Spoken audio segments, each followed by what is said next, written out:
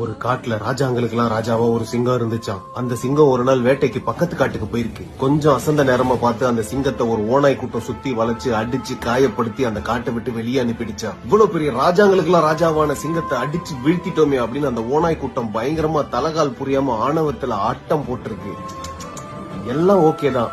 ஆனா அந்த ஓநாய் கூட்டம் ஒரு சின்ன தப்பு பண்ணிருச்சு. அந்த சிங்கத்தை ஒரேடியா முடிச்சிருக்கணும். வயசான சிங்கம் தானே, திரும்ப எங்க வரப்போகுது அப்படின்ற தெனாவெட்ல அப்படியே விட்டுட்டாங்க. அந்த அமைதியா போயிருக்கும். ஆனா தன்னை வீழ்த்திட்டு அந்த ஓநாய் கூட்டம் ஒரு ஆட்டம் போட்டுச்சுல, ஆட்டம். அந்த ஆட்டத்தை பார்த்ததுக்கு அப்புறம் ஒரு முடிவு பண்ணிச்சான். இந்த காட்டுல தன்னை அடிச்சு நிராயுத பணிய ஓட விட்டாங்களோ அதே காட்டுக்கு திரும்ப கெத்தா மாசா வரணும்னு. ஆனா வந்தா ராஜாவா தான் வருவேன்னு வரமாட்டேன். நான் இது வரைக்கும் வேட்டையாடி சம்பாதிச்ச ராஜாங்கிற கௌரவத்தையும் என்னோட சிம்மாசனத்தையும் கோடான கோடி முறை என் தலையில சுமந்த கிரீடத்தை இறக்கி வச்சுட்டு ஒரு சாதாரண கடைக்குட்டி சிங்கமா தான் வருவேன்னு ஒரு முடிவு எடுத்துச்சான். இந்த சிங்கத்தோட கோடான கோடி ரசிகர்கள் அதை தாங்கிக்க முடியாம, நீங்க எதுக்கு கிரீடத்தை இறக்கணும், நீங்க ஊன்னு சொன்னா இந்த ராஜாங்கமே உங்க கால் அடியில, ஏன் இந்த முடிவு அப்படின்னு கேட்டாங்களாம். அதுக்கு அந்த சிங்கம் சொல்லிச்சான், நான் அந்த காட்டுக்கு திரும்ப வர்றது என்னோட கிரீடத்துக்காகவும் சிம்மாசனத்துக்காகவும் இல்ல, ஒரு பழைய கணக்கு பாக்கி இருக்கு, அதை முடிக்கணும், அவ்வளவுதான். இது வேற ஏதோ சம்பவம்னு புரிஞ்சுக்கிட்ட அந்த சிங்கத்தோட ரசிகர்கள் இப்ப நாங்க உடனே என்ன பண்ணணும்னு கேட்டாங்களாம். அதுக்கு அந்த சிங்கம் சொல்லிச்சான், அந்த ஓநாய் கூட்டத்துக்கிட்ட போய் சொல்லுங்க, த கிங்